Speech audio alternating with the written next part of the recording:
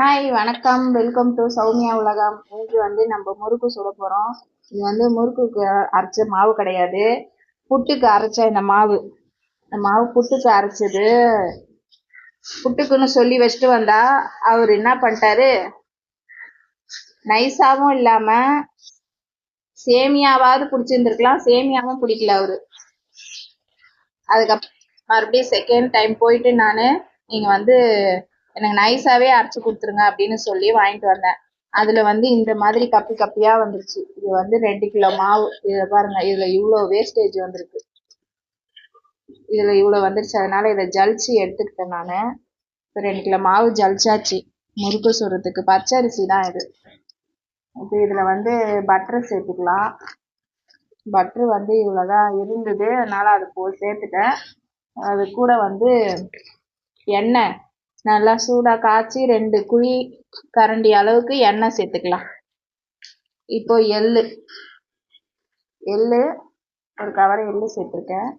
இதுலேயே ஓமம் நல்லா ஒரு கைப்பிடி அளவு ஓமம்.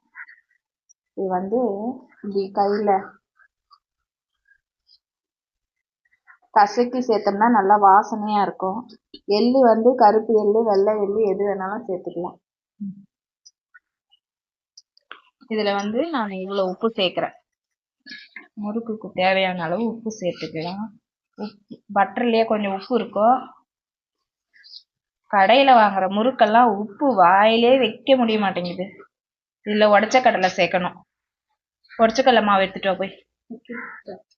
உடச்ச கடலை வந்து 200 கிராம் உடச்ச கடலை பவுட்ரு இதையும் சேர்த்துக்கலாம். இப்போ இதை நல்லா மிக்ஸ் பண்ணி கொடுக்கணும்.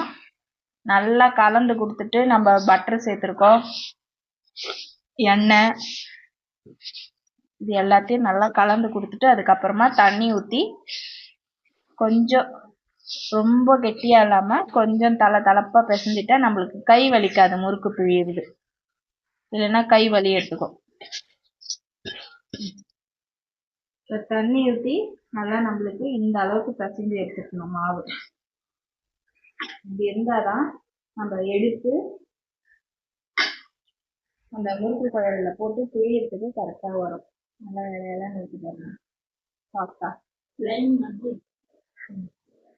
அதுதான் மாவு பிசைஞ்சாச்சு.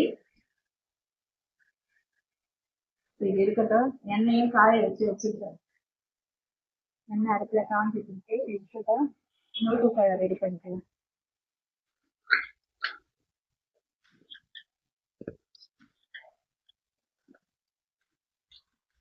திண்டு போகுது.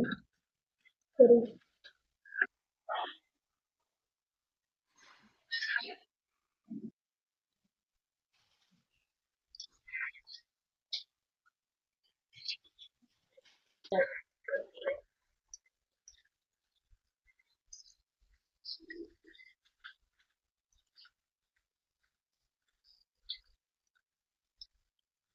முறுக்கு வந்து ரவுண்டாக நம்ம சுற்றி போடாமல் எப்பயும் நார்மல் முறுக்கு இல்லாமல் நான் அப்படியே எண்ணெயில் டைரெக்டாக பிழிஞ்சு விட்டுட்டேன்.